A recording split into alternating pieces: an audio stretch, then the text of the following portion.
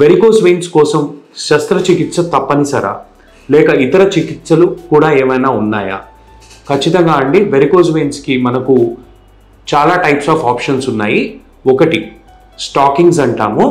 మనకు స్టాకింగ్స్ అనేవి సాక్సులు, అవి మనకు వచ్చిన వెరికోస్ వెయిన్స్ పెరగకుండా వేసుకోవడం వల్ల హెల్ప్ అనేది చేస్తాయి. అలానే మనకు సర్జరీ కాకుండా వేరే ఆప్షన్స్ అంటే మనకు లేజర్ ట్రీట్మెంట్ అంటాము. దాంతోపాటు రేడియో ఫ్రీక్వెన్సీ అబ్లేషన్ అని ఇంకొక రకమైన ట్రీట్మెంట్ అది.